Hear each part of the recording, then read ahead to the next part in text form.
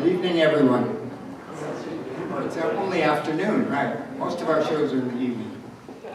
I'm Jeffrey Smedberg. Welcome to the 24th Annual Real Work May Day Labor Film Festival.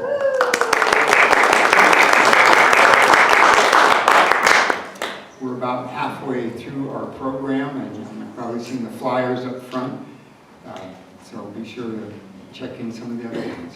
I want to start out by recognizing that we are holding this meeting on the unceded territory of the Awaswas and Yupi-speaking peoples who populated this area for thousands and thousands of years before their society and a lot of their people were pretty much decimated during a couple of colonial eras of the Spanish and then the Europeans from the east of the United States. And today, the Amamutsan Tribal Band is trying to reclaim the history and the culture and the ways of stewarding this land, this coastal land, to teach us how to take care of our environment. And I think it's appropriate to, when we're talking about indigenous people and their land, to recognize that there are other places in the world where indigenous people are suffering, still suffering colonialization. And I just wanted to mention that the costume I'm wearing today, including the kippa and the kafia, are just a way to demonstrate my belief that human beings, no matter their backgrounds and their history, can come together and live in peace. So I would like to give a word for our sponsors. We should be having the sponsors display on the program. Mark, maybe put the cursor up in the middle of Rosie and click, and then, yeah, and click go. Yeah, and now hit the space bar again. Yeah, so these are our sponsors. Major sponsors are labor unions in the local area. And, My name is Tessa. I'm the lab oops. So hit the space bar again, please. Yeah. Anyway, several locals of Service Employees International, my union, teachers, nurses, California Faculty Association, Teamsters, electrical workers, you know, a good array of union represented in our support. And so now we're going to play a 1-minute trailer that we developed for Real Work, and then we'll get into the movie. Today's movie, American Agitators, the story of Fred Ross.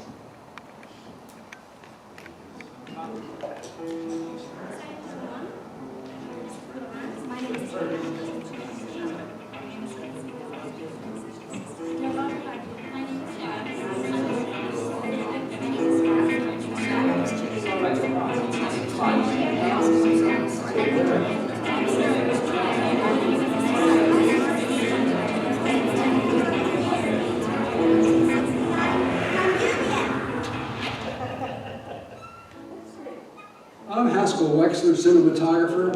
I'm here to urge you to come to the Real Work Labor Film Festival. May 1st for unions started in 1886 in the struggle of labor people for an 8-hour day. I hope we learn a lot about trade unions and what we can do to make our lives better. Thanks. Put it in perspective, the Real Work Labor Film Festival.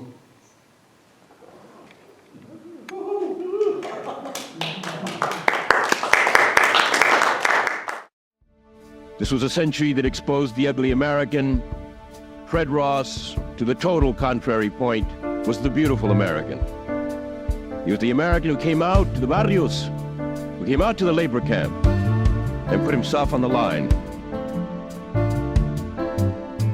A good organizer is a social arsonist who goes around setting people on fire. And he wanted to help set that fire, turn on the switch, provide the spark.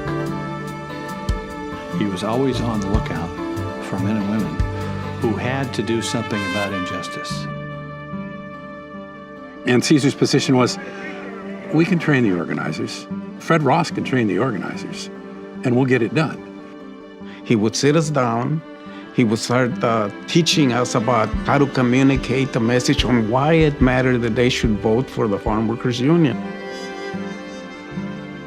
What is it that Fred Sr. said? Lighting people on fire. This is what it's about. Fred taught us politicians are our servants. Fred Ross Jr. has celebrated his father's legacy by continuing to organize the community. Fred Ross. Fred Ross. Fred Ross, Fred Ross. Fred Ross. Fred Ross Sr. and Fred Ross Jr. When you do work in civic engagement, what you do is you make history. That's what Fred Ross taught us, how to make history.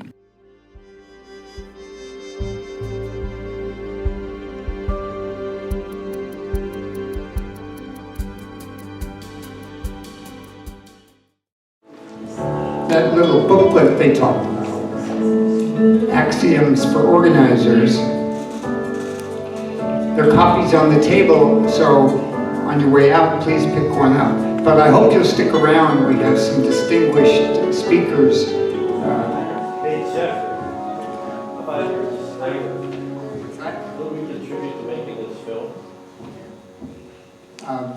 The Real Work Labor Film Festival did contribute several $100s to this film, as did the Monterey Bay Central Labor Council. And so let me start out with a little story here. You know, one of the first acts of our new president is he really gutted USAID. Now, there are a lot of us on the left who thought, oh, that's a great idea, because we've been trying to get reform in USAID because of their connections with the CIA. We've been trying to get that taken care of for decades. But of course, Trump's idea is something pretty different. Well, the predecessor to USAID was AIFLD, the American Institute for Free Labor Development, and the CIA was heavily involved in that in the 50s.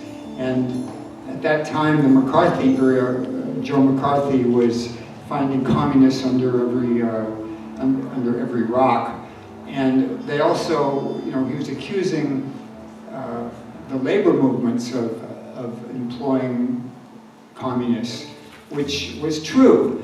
The communists were the best organizers the labor movement had.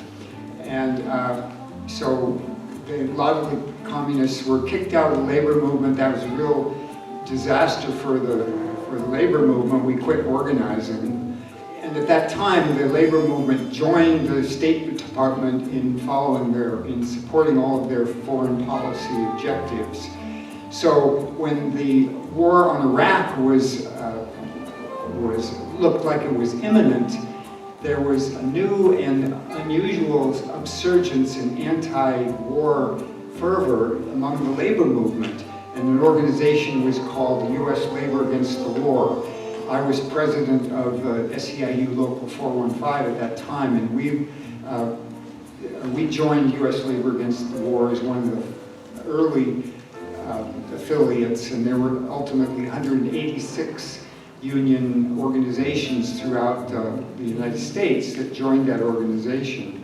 And their goals were to end the U.S. occupation in foreign countries, military occupations, and redirect the resources towards social needs here in the United States. And I was at the originating conference in Chicago in 2002, I think it was. And one of the first acts of this organization was to send a delegation of labor union activists to Iraq to meet with the labor unions there and can come back and report. And they came back and did a tour, and a film was made called Face to Face, which the real work showed in, I think, 2004. And one of the people on the delegation, there were two people. One was Clarence Thomas, who was a black union dock worker and leader of the ILWU Local 10. And the other person who went on the delegation was David Bacon, who's here with us tonight to speak. So that's one little tidbit about David Bacon's life. And he's also been a union organizer and a writer and a radio personality and a lot of other things, which some of it's written up on realwork.org website. So I'd like to invite David Bacon up, and the other person we have tonight is Elbina Rafizadeh. I met Elbina, we were co-workers at the county and both labor activists at that time, and she's originally from the Cordillera region of the Philippines, came over to the United States and has been a poet and a writer on Philippine history. And so I'd like to invite David and Elbina up here and welcome them with me. You know, I did do some organizing. I just remembered I did work on single payer very heavily in Watsonville, and that's kind of like my claim to fame. I was a single payer person back in the 1990s and got very depressed when it failed. But resilience continues, and 20 years later, Medicare for All shows up and called me and said, would you like to join us? So the route on how it's going is to pass legislation. So it does not die, and my students now know about single payer. They're all pro single payer. When I first started teaching, nobody knew anything about single payer. When I asked them, what's better for our country? Single payer. So that's my claim to fame. And I have to say that because I forgot all about that. That was years ago, but I'm now author and poet. But you know, Fred Ross has such a legacy, and I think the one thing that, if I'm going to say anything, is, you know, I live in a county that is movers and shakers, and I think every one of you has a story here. I mean, I'm up here speaking, but I think any one of you can come up and I could probably ask you a question, and I know you've done something. I know you have, because I've worked with a lot of your colleagues, and I've lived here for over 20 years. And I know this community, and I remember Sam Farr, when I was talking to him one time, he said, I was telling him this community is pretty awesome, you know, like people are just such organizers and progressives, and they're doing all these things. And he goes, I know. He goes, I go up to Washington, D.C., and I talk about you, and they know about you. And do you know, we are a template for some of the people up in Washington. That's when Sam Farr was senator. So, it's such an honor to be sitting here watching this film, and I think in these times, it's something we need to watch. And you know, it's in our marches, it's in our rallies, it's indivisible, you know, doing the work. It's all of you being resilient, because I know a lot of you have been here for years. And Jeffrey, the leader there, I remember him from decades back, and we have to just continue to hope. And I know we continue to hope, but we need to bring the young people in too. And I remember when I was at the Watsonville rally, I was going, there's no young people here. Everybody's got gray hair, maybe because it was Medicare, but I think if one person can change 1,000, maybe that's what our focus can be. You know, we could all be Fred Rosses, and depending on where we are, but I do believe we need to focus on young people. But that's all I'm going to say. I could go on forever. So this is David, and renowned photojournalist from San Francisco. Thank you.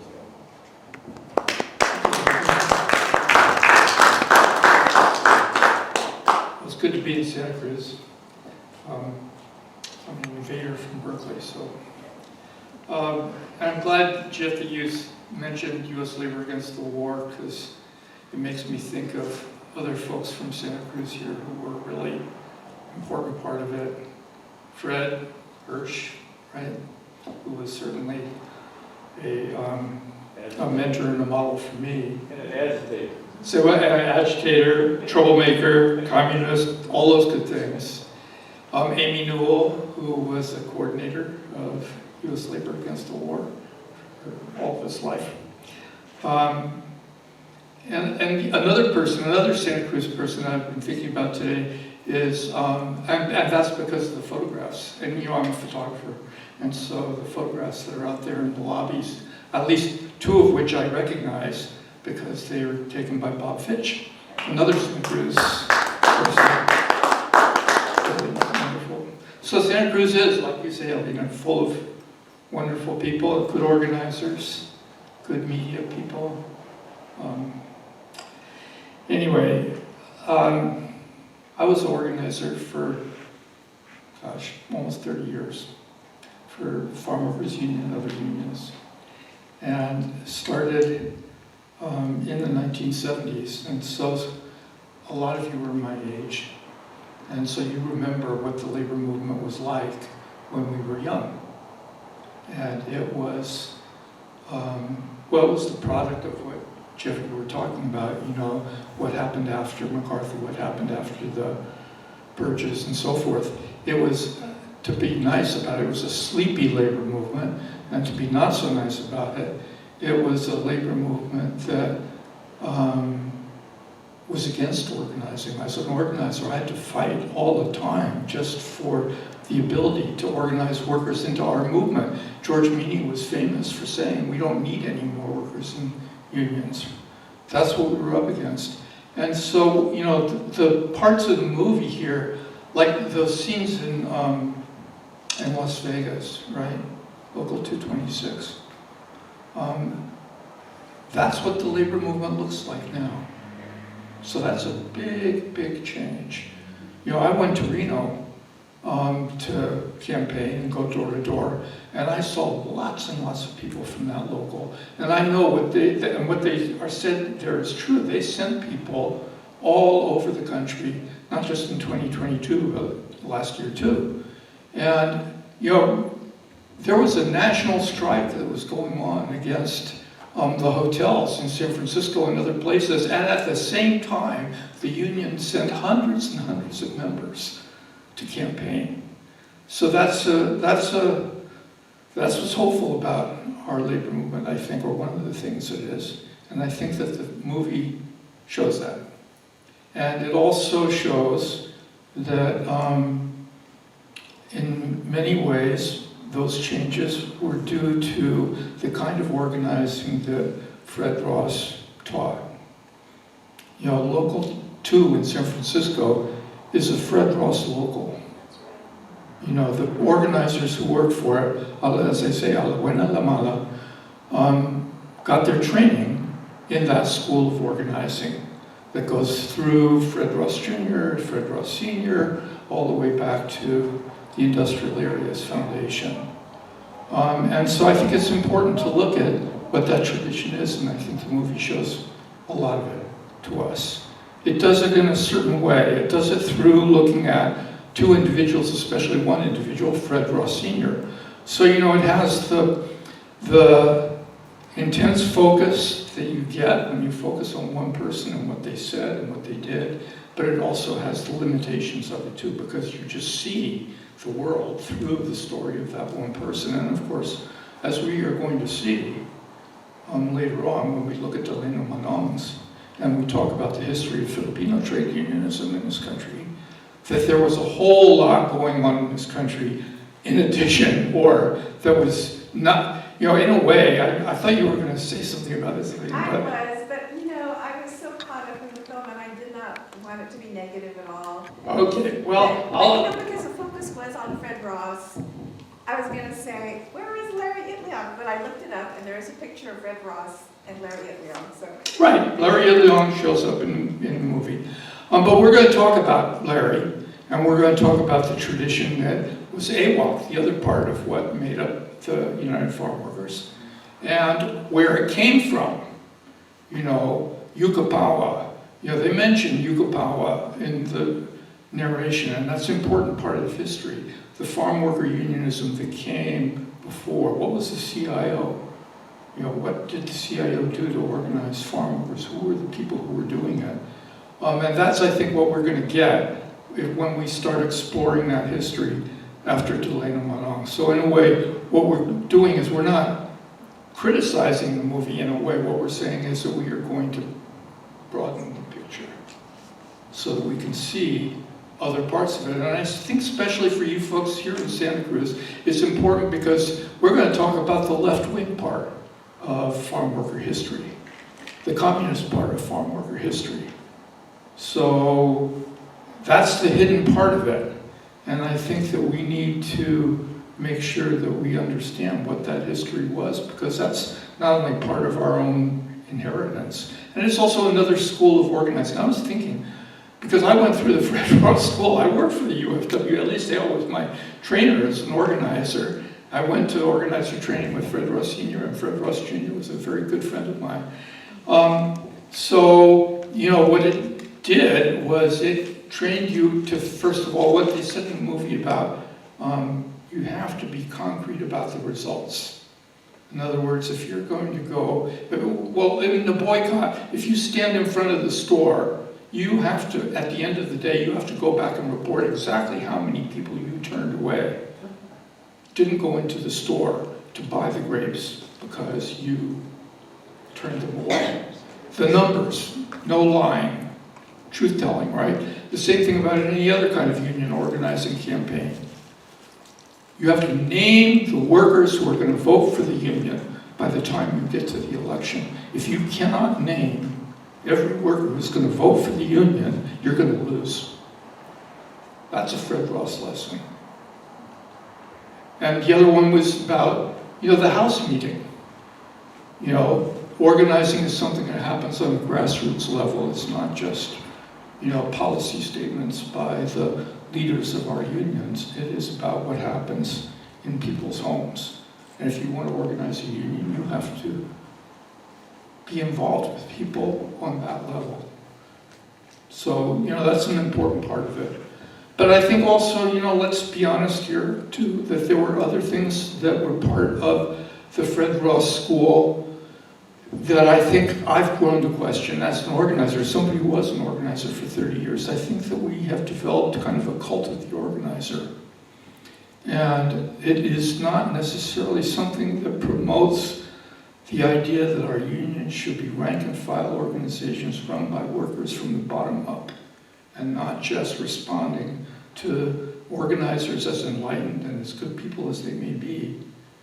But it has to come from, and that's important for us because what are we going to do about the fact that we lost the last election? What does that say about working people and how working people think in this country, and how are we going to be able to go about organizing people? We have to change the way people think on that kind of basic grassroots level. And so because the movie makes us ask questions like that, I think it's a very positive contribution. So thank you, Jeff. Right, and now we're back for another show. I just wanted to recognize the sponsors of Real Work.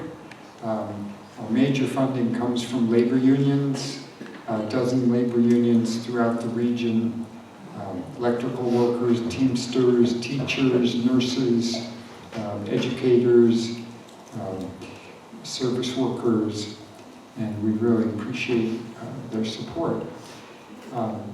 Before we show Delano Manongs, I'd like to invite up Elbina Rafizadeh, who is a Filipina herself, and she has some insights from her history as a social worker and nurse. Yeah, thank you.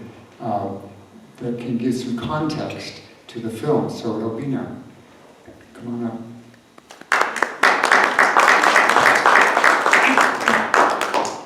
So I was very interested in this film. I saw this film before because of Larry Itliong and his story.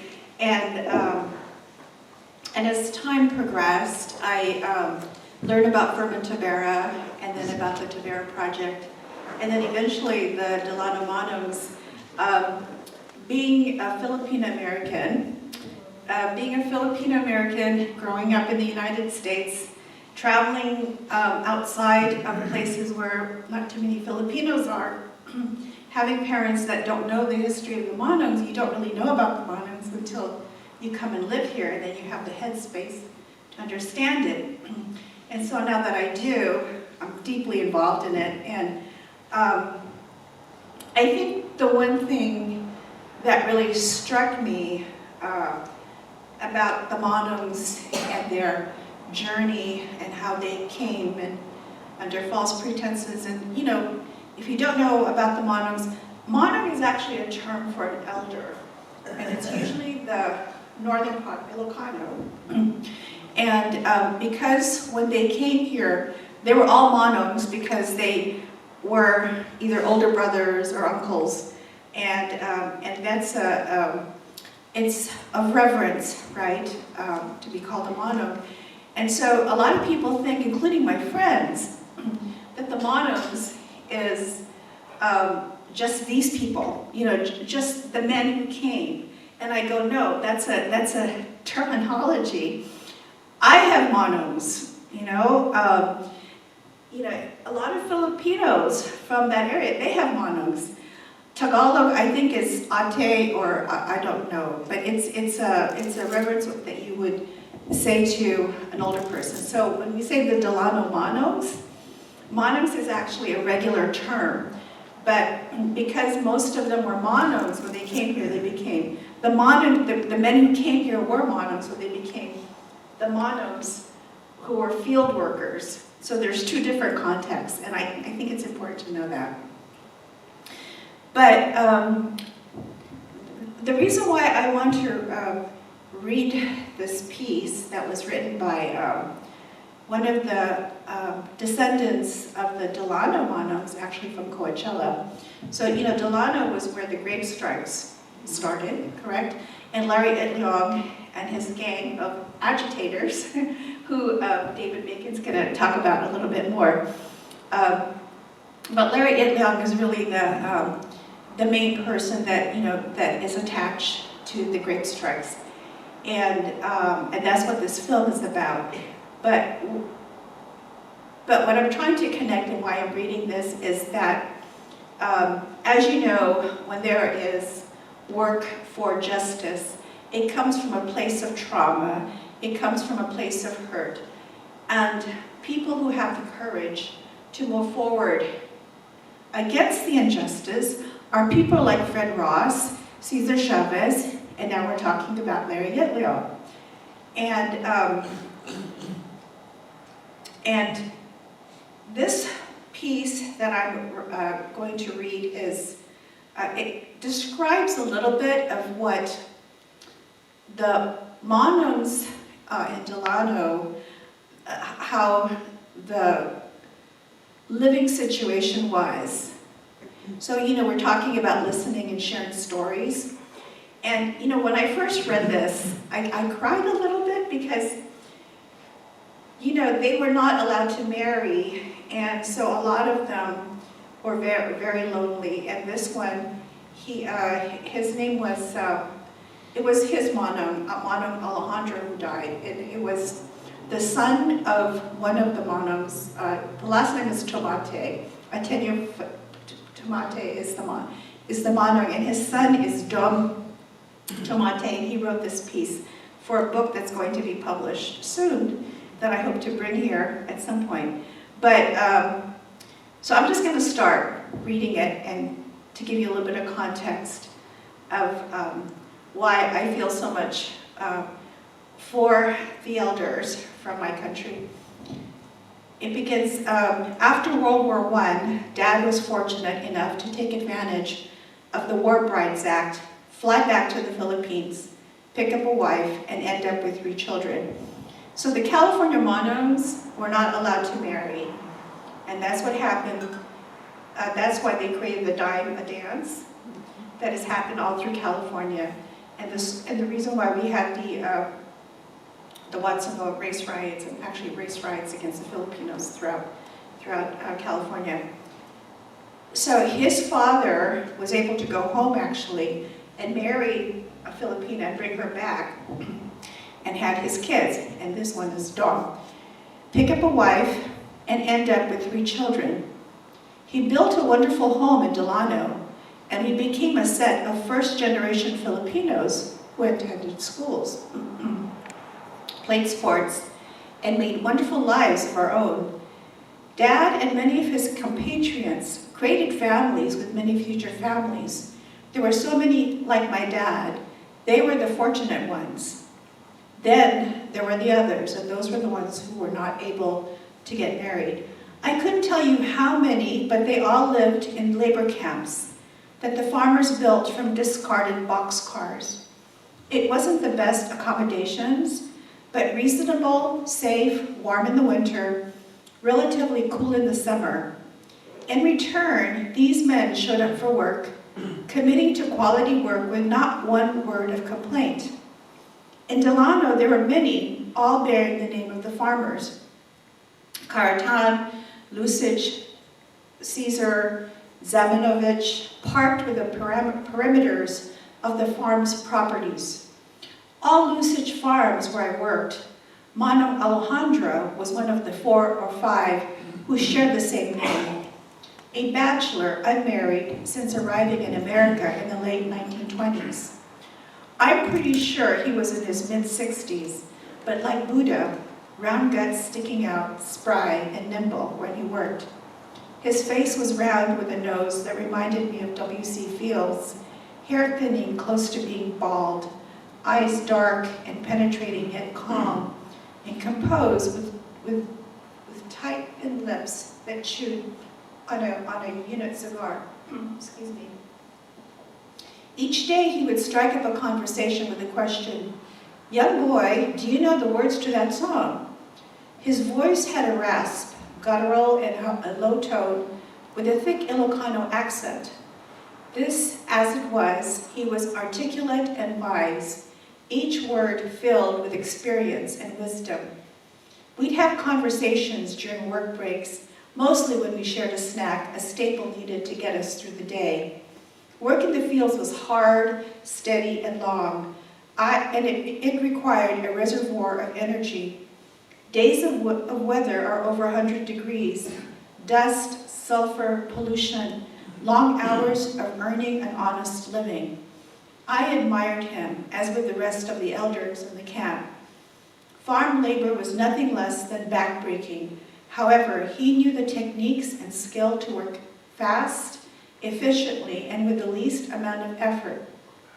I was in my early 20s, and he outpaced me despite my youth and vigor. During these breaks, Manong Alejandro would finally light up a smoke. His reliable Toscano, a foul-smelling cigar that resembled a dark, twisted rope clenched between his teeth as he puffed, saying it kept the flies and mosquitoes away because the tobacco was densely wrapped, the smoke lasting no more than 3 puffs before it extinguishes itself, kept the vigil the rest of the day in his mouth, patiently waiting for another accommodating match or lighter. He shared stories about the loves he should have had, both in the Philippines and in the States, how women were to be treated with respect and tender loving care and smothered with poetry, song, and flowers. George told me that when my auntie Tusai worked in one of the crews, he would serenade her with the following song. I'm gonna just recite it. I'm not gonna sing it. Bésame, bésame mucho. Each time I cling to your kiss, I hear music divine.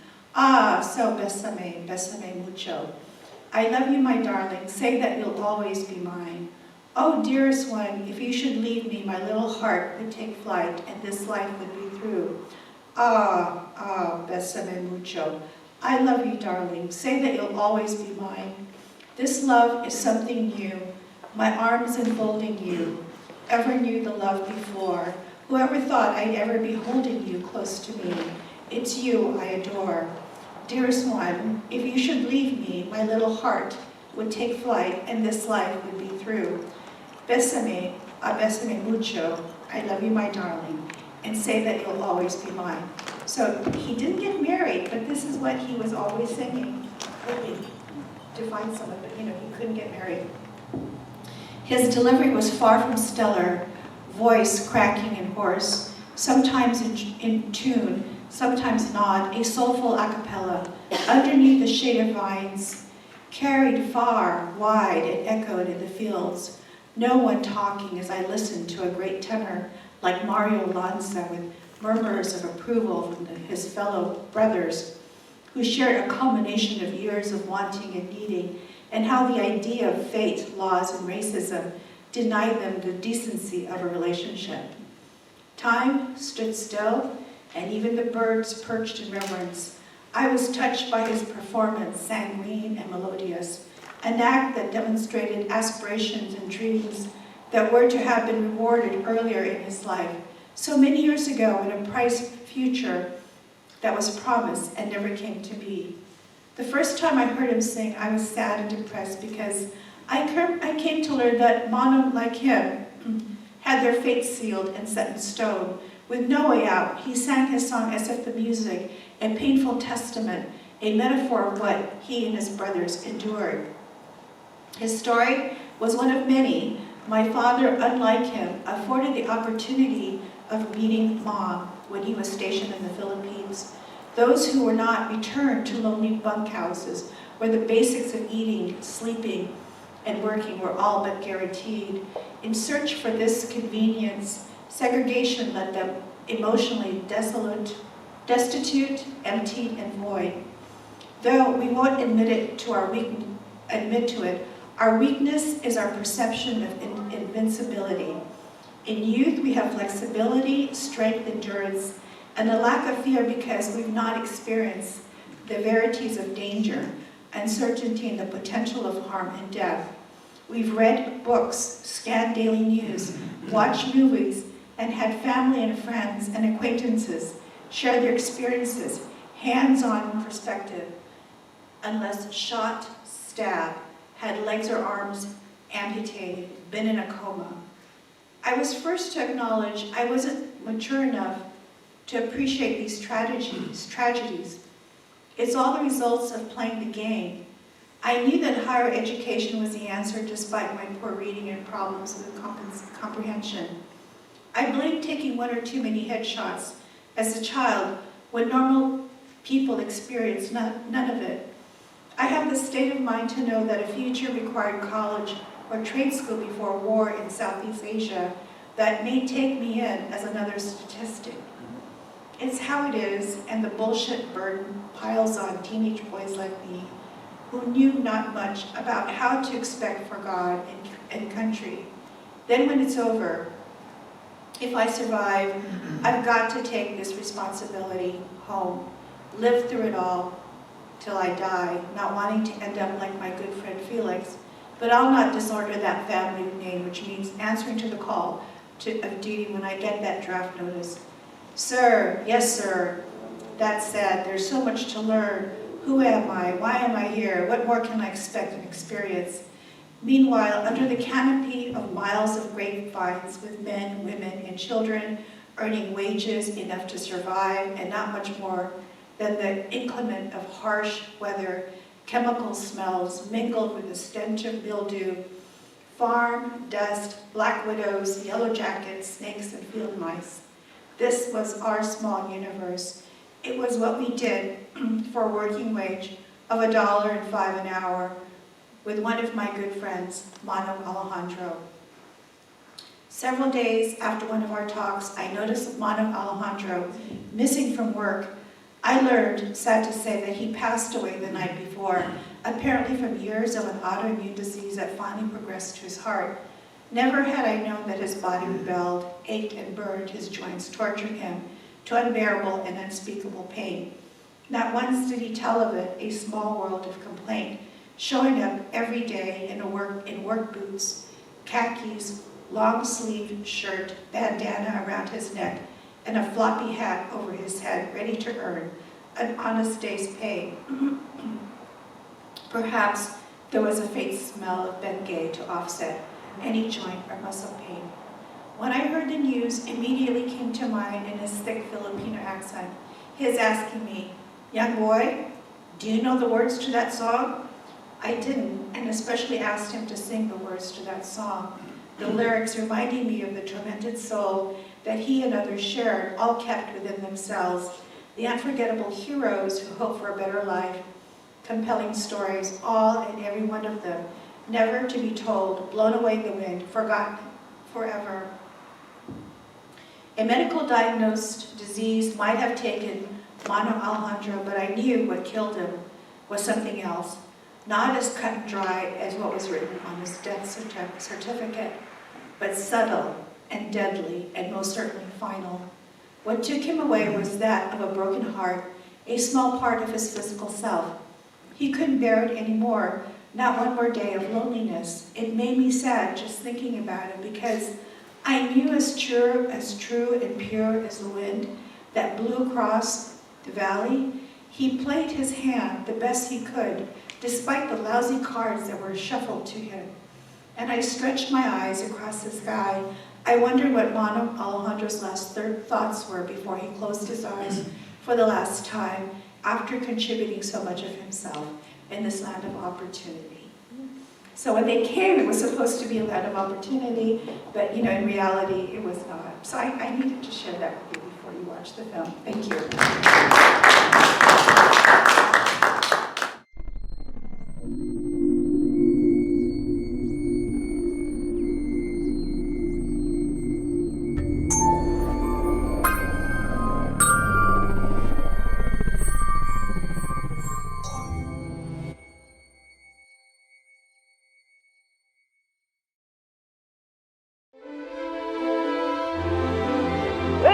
Brothers and sisters over here, come on!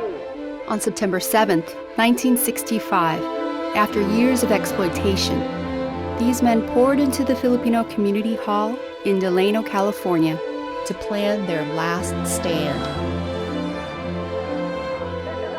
Led by Larry Itliong, the men had set in motion one of the biggest labor struggles in American history.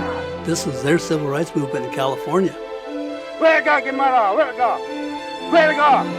Come on, Huerta, Guimara!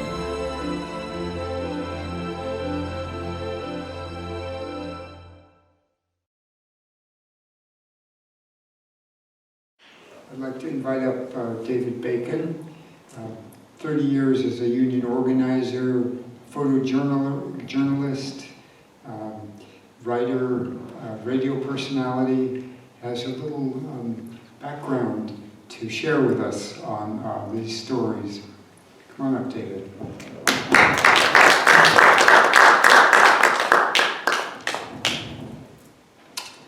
Thanks, Jeffrey. I was hearing some murmurs in the audience here. Is there anybody here that worked on the village? And you are?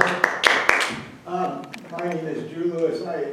That film was very moving for me because when I was in my 20s, I went and worked with San Francisco Newsreel. We made films with farm workers, and then one day they invited us to come out on a work detail to help work on Bigotry Village, and that was quite a moving experience helping build the village.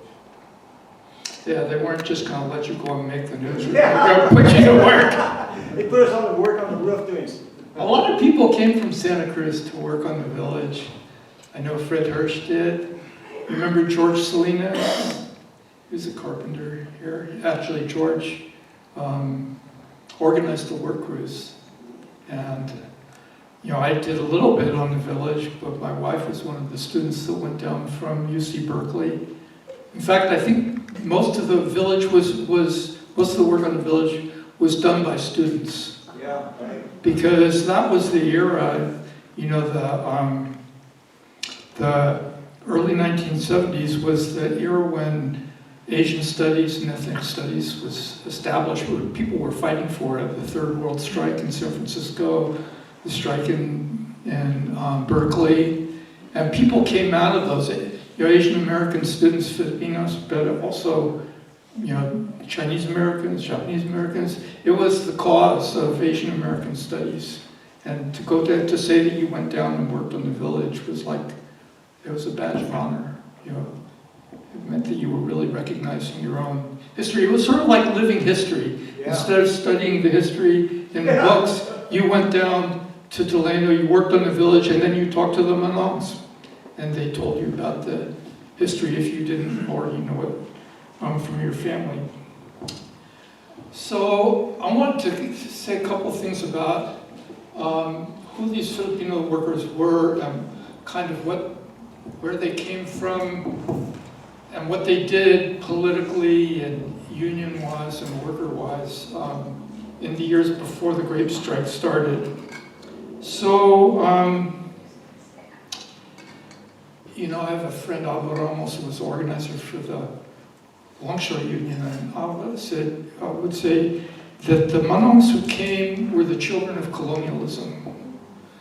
They came from the Philippines in the 1920s to the 1930s, when the Philippines was a colony of the United States. And I would say, people knew the names of George Washington and Abraham Lincoln before they knew the names of Andres Bonifacio or Jose Rizal, who were the heroes of the Philippine Revolution, because they were taught in U.S. schools by U.S. missionaries in English. And what that meant, though, was also that they read the Declaration of Independence. They read the preamble to the Constitution and believed it. And then were recruited to come to California, to the United States, as workers. And what did they find? They found racism and exploitation and everything that contradicted what they had been told. And that was a very, very radicalizing experience. And because of what was going on in the 1930s in this country generally, they were not only radicalized themselves, but they joined a radical movement that included other people as well, too. The largest farm worker strike in the history of the United States took place in Pixley in 1933. And it was a strike of Filipinos, but also of Mexicans, of black workers who were coming up from the South. And it was a strike that was organized and led by communists. And so, though many of those Filipino workers became Communist Party members. And they then went to organize unions that were sometimes Filipino unions specifically. There was one here on the coast in Watsonville. There was another one in Hawaii. The first union organized by Filipinos in the United States was in Hawaii, and it was a Filipino union. And it was drowned in blood in what was called the Hanapepe massacre on the island of Kauai. Because that's where Filipinos came first as farm workers, not to California, but to Hawaii first. And then came to California and got radicalized, and then organized unions where they were the majority of the workforce. So the big place for that was in the canneries in Alaska. And they organized a Filipino union, and it became part of it because the CIO was just being formed in those years. It became part of the CIO, it became Local 7 of, if you were here for the earlier movie, you heard, was it Fred, I think, trying to remember the name of the union, the United Cannery, Agricultural and Packing House and Allied Workers of America, UCAPAWA. That was the Red Union, that was the CIO union for farm workers. And although the Filipinos were working in the fish canneries, that was considered part of, I guess, the food industry, and it became part of that union. And these were also very radical times for other reasons, too. This was the time of the Civil War in Spain. And so Filipinos went from the Philippines to Spain to fight against fascism, against Franco. They organized the Jose Rizal Brigade. So, in the US, we talk about, if you know the history of this, we talk about the Abraham Lincoln Brigade. But there was a brigade from the Philippines called the Jose Rizal Brigade. And Filipino Americans came, or Filipinos who had immigrated to the US also went from the US to fight in Spain. And so you can believe that this got the attention of the growers, and this got the attention of the FBI, and this got the attention of the authorities, and they looked on Filipino workers in general, and especially in that union, as being dangerous people, subversives. There's this guy, Rick Baldos, who's a professor at Oberlin, who got the FBI file for Carlos Bulosan. And Carlos Bulosan, who here has read America is in the Heart? Okay. So Carlos Bulosan wrote this book, which is the story of being a Filipino alasquero, a Filipino farm worker. But it was more than just a story and a personal account. It was also about the ideals of people. There's a quote from it, but it was an expression of the idealism of those times. And the FBI called it a communist book and tried to have it banned and tried to have the copies of it withdrawn. So that was just a sort of an indication of how they looked at those people. So that union was organized. There were two very important people who were involved in it, Ernesto Magawan and Chris Gonzalez. And they were both the heads of that union through the 1940s. And when the McCarthyite period began, and when the Cold War began, the government tried to deport them. And there were big deportation trials of the two of them and other leaders of that union. And their cases, they fought their cases, and it went all the way up to the US Supreme Court. And this was the Warren Court in those days, and the Warren Court said that they could not be deported and agreed with the argument that Ernesto Magawan and Chris Gonzalez made, which was that you can't deport us because we are not foreigners. We came to the United States at a time when the Philippines was a US colony, and therefore we were not citizens of a foreign country. The US called them nationals, called Filipinos nationals, which meant that you weren't a citizen, but you weren't a foreigner. You were something kind of in between. But that was enough for them to defeat the deportation case. But the reality of it was that their union was basically destroyed. Yucapao was destroyed, and the local for the Alasqueros eventually became part of the International Longshore and Warehouse Union, and is still there today. Larry Iliong, in the late 1940s, was the dispatcher for that local union in Seattle.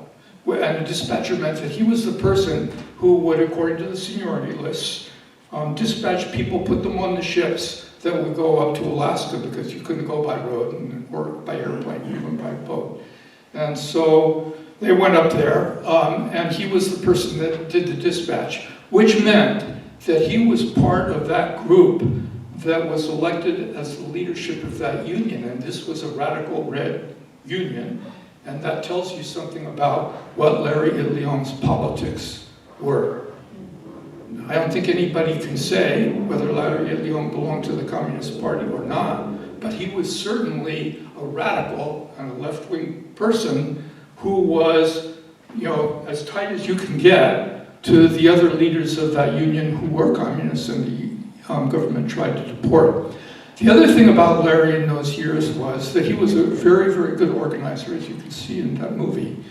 And he realized that what was happening with those Filipino workers, with the Alasqueros, was that they would work in the canneries during part of the year, then they would come back to the United States, and they would then live in Stockton or Delano, or in the Central Valley, basically, or some in Santa Maria, where they would work as farm workers, which meant that if they were already union members, why not organize them as farm workers here, as well as being fish cannery workers up in Alaska? And that's exactly what they did. And they had big strikes in the asparagus fields in Stockton in 1948 and 1949 based on that idea.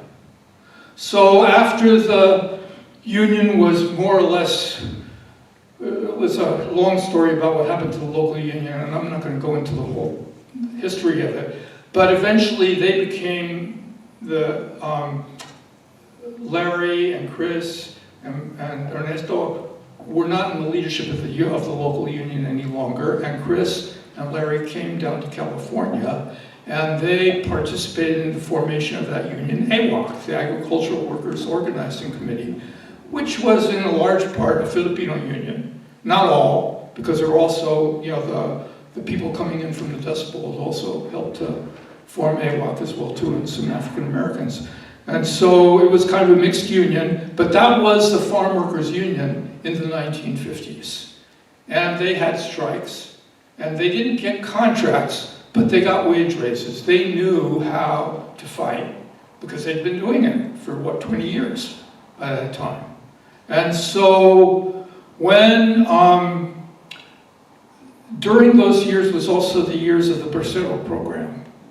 So if you remember what the Bracero program was, it was a program in which the growers were allowed by the U.S. and Mexican government to recruit workers in Mexico and bring them here for a season and then ship them back. It was kind of a semi-slave labor program. But what it really meant was that when they would go out on strike, that the growers would bring in braceros and break the strike. And so the civil rights movement of the 1960s out here on the West Coast, which was a Chicano and a Filipino civil rights movement as well too, because Larry Leon and César Chávez and Dolores Huerta were all leaders of the civil rights movement at the same time as they were organizing workers. They convinced Congress eventually to, in 1965, abolish the Bracero program and end it. And that, by no coincidence, is the year that they went out on strike, first in Coachella, which is where the strike actually started, and that was just Filipinos, and then eventually in Delano. And why did they choose that year to strike? And that was because the growers were no longer able to break the strike using braceros. As you see in the movie, it was hard enough doing it without that, but if the growers had had that program, they would have lost the strike right away. The other thing that they did was that they convinced Congress a year later to pass the Immigration and Nationality Act, which of 1965, the only really good immigration law we've ever had in this country. And what it did is set up the family preference system so that you can petition for your relatives who are living in another country to come and join you here. In other words, it was a family-based immigration system instead of the old Bracero program, which was just labor for the growers. And as a result of that, well, many Mexicans, many Filipinos came to the United States as a result of that program, which just transformed the population, it transformed communities, it transformed life in general. So their vision was not just to get rid of the braceros, and it wasn't just to have this union and the strike, but it was also to try to transform the system, at least as much as they had the power to do that structurally. And so that was one of the biggest achievements. And they were very political people. Larry ran for mayor of Delano in the middle of the grape strike, not because he thought he would get elected, but because it was a way of battling against the growers. You know, they had the last thing I wanted to do was to say something about kind of what the style of the Manongs was. And I have a friend, Don Mabawan, who unfortunately died very early. And she was a historian at San Francisco State. And so I'm just gonna, and the reason why I want to read this is because of what Alex Stavros was saying, especially about what happened after the contracts. The disagreements between Larry and César and the disagreements over the treatment of the Filipinos in the hiring hall and what happened as a result of that. And I also want to say, just even before reading this, that when I worked for the union in the 1970s as an organizer, we went to labor camps to appeal to workers to vote for the union. And there were still Filipino workers in those labor camps during those years. And so some of the active, as we used to call them, de hueso colorado, which means down to the marrow of your bone, you were a supporter of the union. People like Pete Velasco, who was in the movie there, or Claudio Rental, or Conrado Benitez, we would all go together out to the labor camps and talk to people and tell them to vote for the union. So as we heard, I can't remember who it was in the movie, we heard them say, oh yeah, it was Philip Cruz, saying, for all of the mistreatment, we are still believe that the union is something that is for us, and we are still going to defend it. But here's Don Mavala talking about those workers. And she says, many of the members of the Filipino Union, the Agricultural Workers Organizing Committee, were veterans of the strikes of the 1920s and 30s and 40s, and were tough leftists, Marxists, and communists. They met the violence of the growers with their own militants and carried guns and knives for self-defense. So for them, the drama of marching behind statues, hunger strikes, turn the other cheek style of the UFW strikes was alien. Well, she's making a point here, but there was a crew of young Filipinos during the grape strike who were kind of like the shock troops of the Union, and the Union's nickname for them was the Hucks. And so the Hucks were the guerrilla war, the army in the Philippines, first against the Japanese during the occupation, and then during the 1950s, guerrilla war against the US-dominated government of the Philippines of those years. And so by calling them the Hucks is a way of paying tribute to the fact that they were willing to be as militant as you can imagine them being. So she says, radical leftists like Itliong felt stifled by the anti-communism, staunch Catholicism, religious pageantry, and strict nonviolence as practiced by Chávez and those loyal to the Union. Differences between the leadership and the rank and file in organizing styles and priorities, philosophies of organizing, and strategy began to pull the coalition apart. Many of the civil rights activists who rushed to Delano were turned off by the approach of the AWOC Filipino organizers who saw the grape strike as a traditional trade union strike. The deeply religious approach of the Chicanos and the National Farmworkers Association and its social movement style and civil rights focus attracted more media and activist attention. And the reason why I'm ending with this is because, I think we have to kind of ask ourselves, why is it that we don't know this history? Why is it that the image that we are given of what happened in Delano and the strike, it's all about César Chávez, it's all about Robert F. Kennedy, it's not that that didn't happen, but there's another part of that history that is hidden. And the reason for it is this. The reason for it, I think, is because of the way that kind of anti-communist way that we are taught history in this country obscures and covers up the history of those people who had more radical ideas. And the radical ideas that Lariat Leong and the Manongs brought into the UFW were a big reason why that strike won after 5 years. So it deserves as much attention and as much credit as all of the other parts of it that we know much better. So that's it.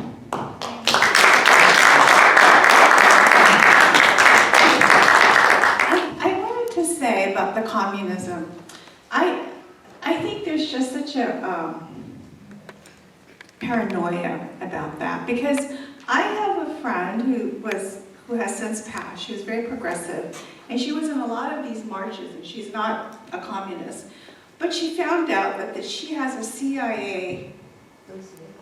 A lot of us who march she had a CIA file, and she is not a declared communist, but it was because she was making protests. She was going to jail. She was protesting the Vietnam War. I mean, she passed about 10 or 15 years ago.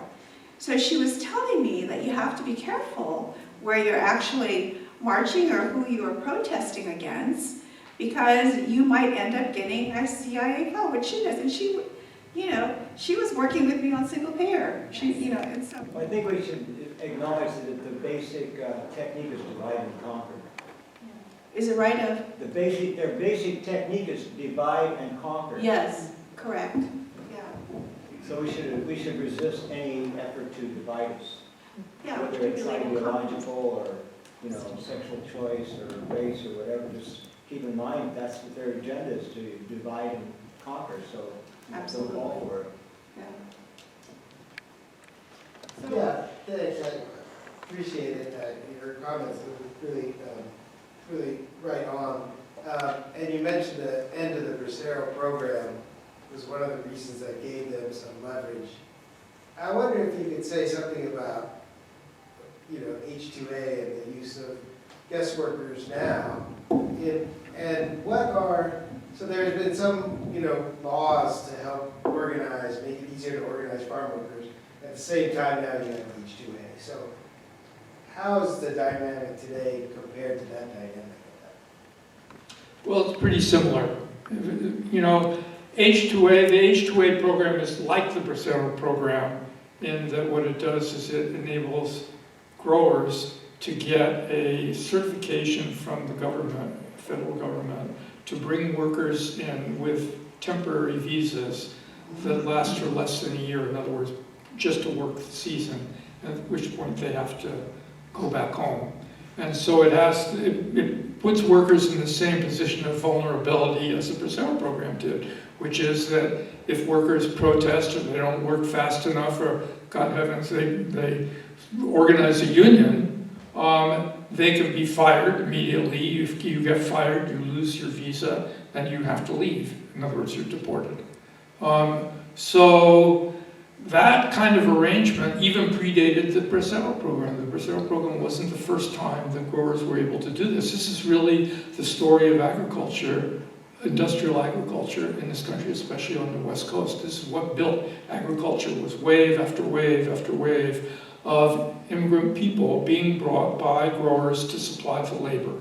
And you can go through the Chinese, there was a wave of Chinese workers, there was a wave of Japanese workers, the Filipino workers, Puerto Ricans, Filipinos, wave after wave. And most of it is recruitment by growers, although not entirely, because once people are here and they're working, and they have friends or relatives who need work, the people can also tend to bring in their family members. But these programs are very specifically recruitment programs, not just spontaneous migration. And so that Civil Rights Act of 1965 ended the Bracero program, but it kind of left a little loophole. And over the years, what happened was that they reestablished a visa that would allow growers to do the same thing, and it began to grow again. And last year, growers brought 384,000 people to the United States to work under these work visas. So it has the same potential for undermining the efforts of workers here to go on strike, for instance. In Santa Maria, for instance, workers picking strawberries at the beginning of the season normally stop work or refuse to go into the fields at the beginning of the season as a way of telling the growers, your piece rate is for shit, we want more. That doesn't happen now because workers are scared that if they do this, and the growers are telling them this, if you do this, we'll just simply bring in H2A workers. And even though that's not supposed to happen, there is no government enforcement, so it's a very effective threat. So that's kind of what the situation. Also, one other thing I wanted to say about Filipino workers is that, for many years, it was sort of like the accepted wisdom that once the Manongs left the fields, and then once they died, that there were no more Filipino farm workers after that. And during the pandemic, I was brought down by my wife to go to Poplar, California, which is outside of Porterville, and discovered here is a town in which half the people who live there are Filipinos who have come over since the 1970s and who are working in the fields. So the idea that there are no more Filipino farm workers is not a true idea. You know, maybe it's not nearly as many as there are coming from Mexico or from Central America, but there are Filipino farm workers here today. Add to that, thank you for mentioning that there's plenty of Filipinos here now. A week from tomorrow on the 18th, back here we're showing the film Liwanag, which is about Filipina nurses who pretty much were recruited to come to the United States during the pandemic. And they worked really on the front lines of the pandemic, and they had the highest death rate from COVID of any healthcare workers. So that I'm going to learn more when we have the showing, but I think there must have been active recruiting of those people here now. Can you talk a little bit about where the Filipinos came from in the Philippines, and to what extent they were involved in struggles for independence? You mean the Manongs? You're talking about the Manongs? Yes. They mainly came from the north, I think. They were mainly Ilocos Norte. That was where they were. Where? Pangasinan. Which is a little bit north, right? Central north? I don't think there's any from the south, but yeah, because Manong is actually an Ilocano term. And there's 77 languages. Or is there 77? There's more than, is it 77 or 700? Well, anyway, there's over 70 languages in the Philippines, and Manong is an Ilocano term. The common language is English. English, right? But I think did they change it to Tagalog? And then Filipino with so many dialects that Yeah. they can't understand each other. Yeah, so the common language is Tagalog and English. I have a question, thanks, that Mark's question prompted in me. So there's been a lot of political activism in the Philippines over the years, and recently, a former president got shipped off to The Hague for crimes against humanity. So is there any connection between the radicalism and activism of the Filipinos who came here with connections with activist groups in the Philippines? There's so many groups that are active, like the Philippines, even though they're very together, they're also very divided, right? And so where I'm from, up in the Cordilleras, they're very active there for their groups. As for the connection, it's very different because a lot of Filipinos are different. But there's a lot of Filipinos who voted for Trump, including my family. So that's hard to say because as what do you guys think? That's from my perspective, looking at my own personal experience, that just like any other country, the Philippines is also very divided in regards to activism. And just like the United States, there's also a disconnect in regards to social justice and entitlement. So, it's hard for me to say, it really is, because I look at my own family and it's all very divided, so I couldn't really speak for the rest of the, yes? César Chávez visited Heffernan Marcos in the Philippines, and that really threw me because he expressed admiration for Marcos. He did? Wow. Do you have any comments on that? That's a surprise. Ferdinand Marcos? Yeah. Now, we were united against him. Yeah. That's how we got Aquino in, and that was a movement, if you were here. I believe that César expressed some forms of admiration for him, and it Probably gave him a lot of, threw, I don't know. really threw me. What was his, do you know why he admired him? I think he was, for one thing, invited to the Philippines by Marcos. Right. And then probably, expressing,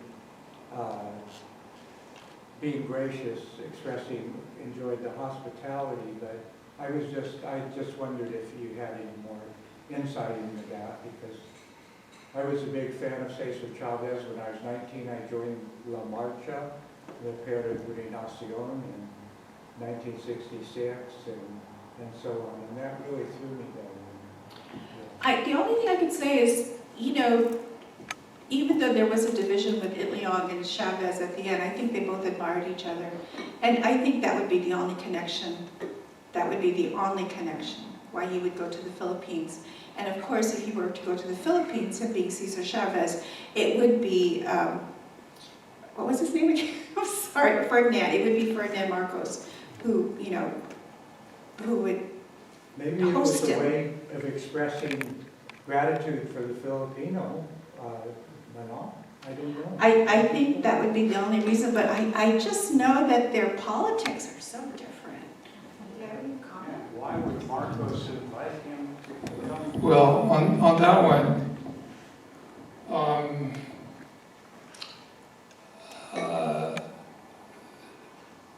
the UFW was very close to the Democratic Party. And during the Carter administration, and remember that the US government supported Marcos and supported martial law. And so the Carter administration and USAID and the whole intelligence apparatus, wanted to give Marcos legitimacy. And so having César Chávez go to the Philippines was a way of the US government saying, see, we're right, he's not such a bad guy. From the UFW's point of view and from César's point of view, I think it was basically opportunism or practical politics, whatever you want to call it. That first of all, it kept them having political friends in Washington, which they wanted. And also, I think there was a very mistaken idea that the union had that the Filipino farm workers who were still in the fields at that time in the 1970s were Marcos supporters. Now it's true that a lot of them, as you said, were Ilocanos and from Ilocos, and Marcos was from Ilocos. And so there was support for Marcos among some, but especially among the younger Filipinos in the fields, there was not. Plus, what it also meant was that the union became, people in the progressive movement generally, and in the Filipino community here who were opposing martial law. And there was a very big movement in the United States against martial law, were outraged that César would do this. And he not only did that, when I was working in Coachella, they brought in the consul, General Romeo Arguelles, from San Francisco to supposedly campaign for the union in Coachella, which was like a terrible idea because maybe it got a few votes from older Ilocanos, but it also alienated all of the younger workers who were going to vote in that election too. The other thing I wanted to say though was about the relationship between the US and the US progressives and the US unions and the US left in the Philippines, which I think historically has always been in some ways very close, or at least in certain areas and certain places.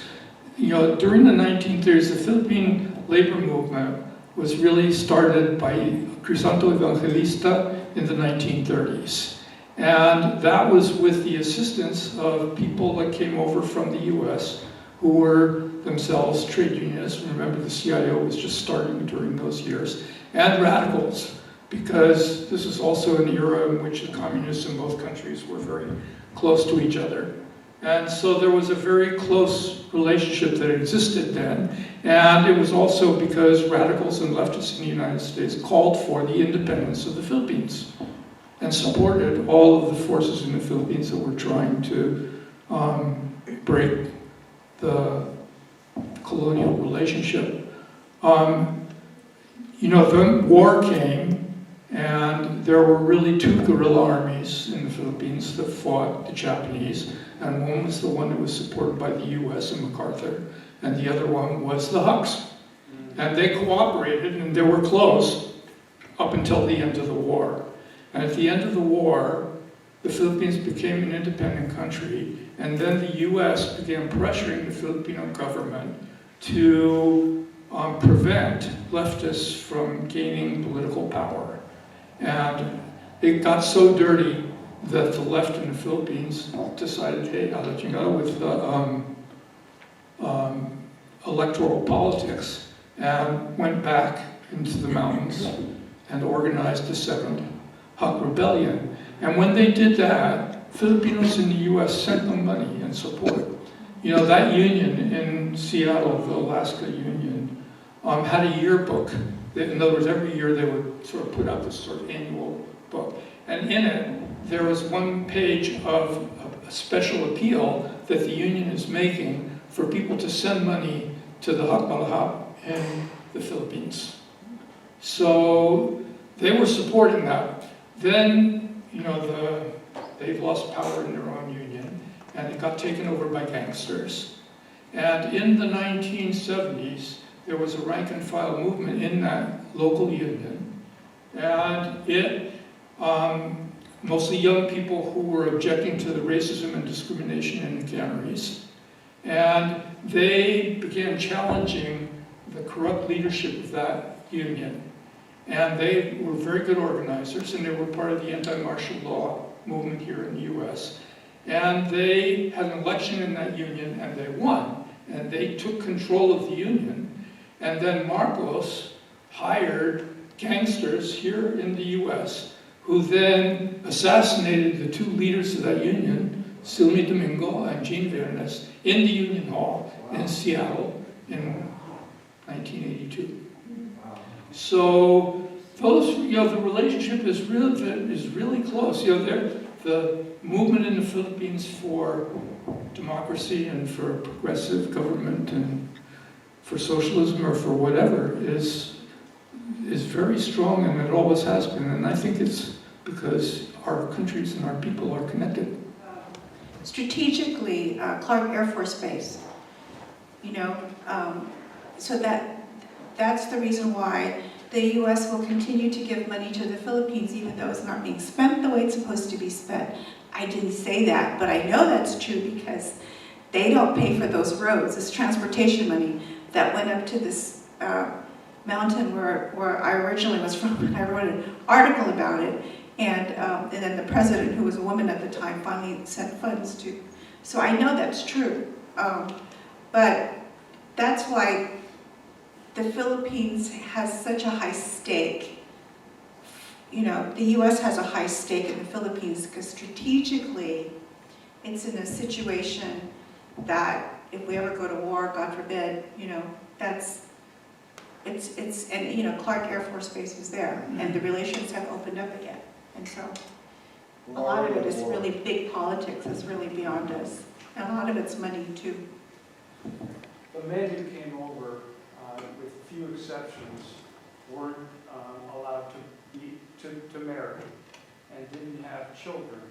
But there were some images in the film that suggested there was a... Oh, yeah, Larry Itliong, he did have children for... But it seemed like more than his children in right. the film. He was married 4 times. I don't know how many children he had, but the majority of the Filipino, the Manongs who were here, could not marry. That's why they started the diamond dance halls. But Itliong somehow got past that. How did he get past that role? Well, Some states allowed it, so different states allowed it. That's right. So Okay. the folks who, here in Watsonville, for example, to get married, there were a lot of Mexicano families, so Filipino Mexicans, but Mexicans were racially white, so they weren't allowed to marry. So they had to go to, I believe it's Arizona or New Mexico. Sorry, New Mexico allowed it. So they would drive to New Mexico to get married. So they could marry outside. Right. And some people did go back to the Philippines and got married, and then, because my wife's father, who came in 1922, went back right before the war and married a teacher in his hometown. And then the war broke out and she was stuck in the Philippines when he came back here, and they had to wait the war out, and when the war finally ended, she came. There's a whole generation of us half-breeds who are half white, half Mexican. My dad married a white woman, and so I'm a product of that. And then he was from Watsonville, and had 3 of us. But that was part of the Manong generation in the Watsonville. But can you explain, I mean, what was the rationale, the public rhetoric around preventing them from being married, and yet, and allowing, I mean, they weren't being arrested when they went to the dance halls. So the interactions were allowed, but marriage... But see, there was a price for that. That's where the riots came in. They had the Watsonville riots in 1930, January 1930. And that's when Firmin Tavera got killed. It was a huge international incident. He was only 22 years old, and he was killed because of that. When I was young, my dad was dating a white woman, and we were living in a camp, and the police came and took her away because it was illegal for a white woman to be with a Filipino. And majority of the women were white women. It's based on the anti-miscegenation laws that started. So there were racist laws to prevent, this. Probably so that they talk about the Filipinos being the 3rd Asiatic invasion, right? So it was the racist immigration law started with the anti-Chinese act that restricted immigration by race. First time was against the Chinese, so then the Japanese were seen as the second group. And so racist movements in the United States wanted to paint Filipinos as an Asiatic race, and so the laws were passed to prevent them from integrating. When I was a child, my stepmother was white, living in Stockton, and because we were brown, we couldn't live with her because she was in a restricted neighborhood. We could only visit on weekends and holidays. And they had things like, racial covenants for housing. That had to be in the Filipino, blacks could not buy housing in most valley towns. In fact, there are little, what they're called colonias, all over the valley, unincorporated areas, which are the places where people of color had to live because they were not legally permitted to live in Fresno, Clovis, Tulare, Visalia. All those towns had ordinances that said that Filipinos or next class of black people could not rent or buy homes. I lived with another Filipino man who was married to a black woman, and she raised us during the week, and then we went to our white mother on the weekends. Really? A lot of stories here. Yeah. And so now the Constitution and the Declaration of Independence have relevance. That was thank you.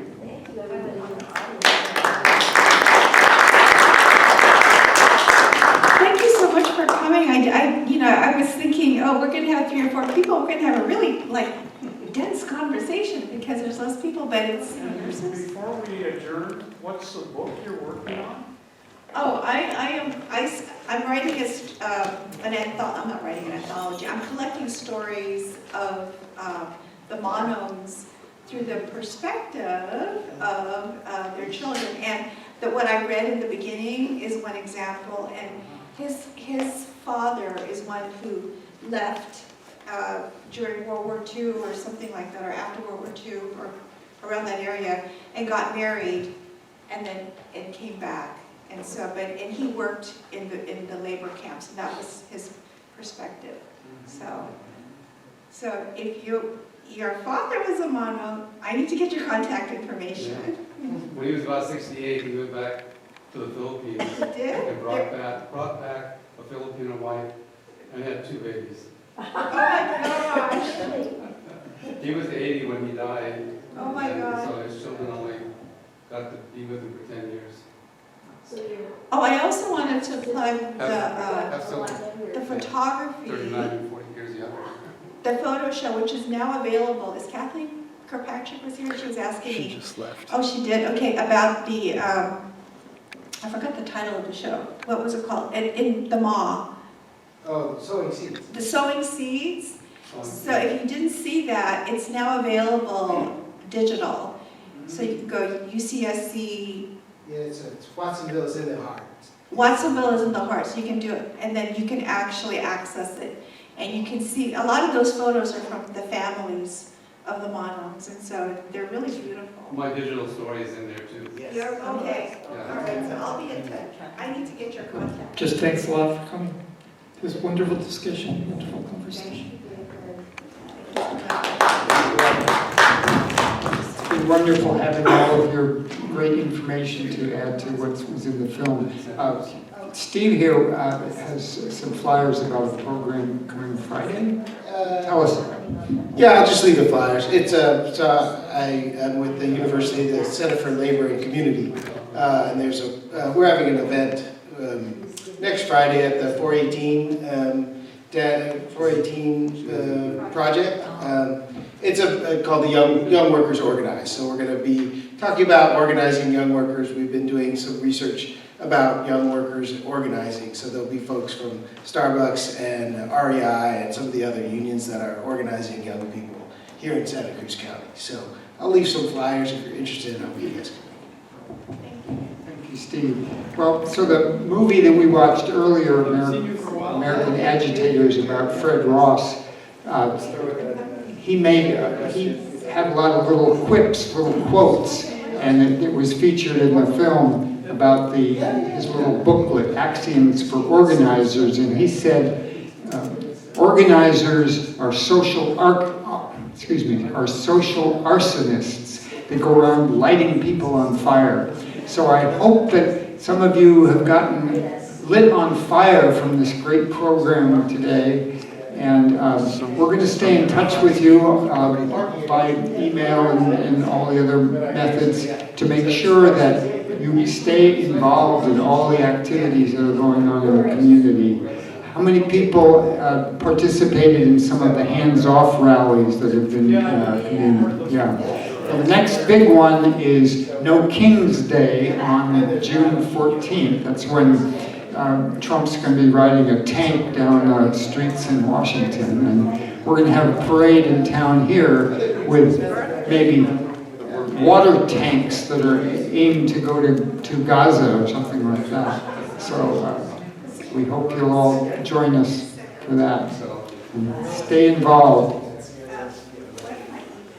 If there's anything we're learning now is because of the traditional history of keeping people apart, dividing and conquer, we need to stay together for the long haul. Thank you all.